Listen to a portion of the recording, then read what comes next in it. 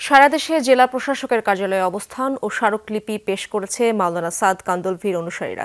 সকালে সিলেট, রাজশাহী, কক্সবাজার, রাজবাড়ী সহ দেশের বিভিন্ন স্থানে জমায়েত হয় সাদ অনুসারীরা। পরে জেলা প্রশাসকের কার্যালয়ের সামনে অবস্থান নেয় তারা।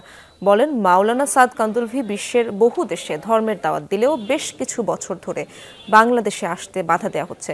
তাই বিশ্ব ইজতেমায় সাদ কান্দলভিকে আসার অনুমতি দেওয়ার দাবি জানান তারা। পরে জেলা প্রশাসকের মাধ্যমে প্রধান উপদেষ্টা বরাবর স্মারকলিপি জমা দেন তারা।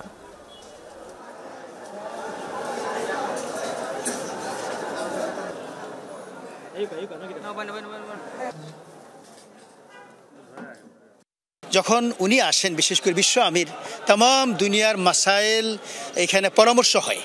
তো এই নিয়ামত থেকে আমরা গত 7 বছর যাবৎ বঞ্চিত হয়ে যাচ্ছি। সাদ সাহেব দামাত বারাকাতুহু আলিয়া, উনি এরকমভাবে বাংলাদেশে আসবে, আমাদের ইজতেমাতে শরিক হবে। এই জন্য আমরা রীতিমতো স্মারকলিপি দেওয়ার জন্য আসছি।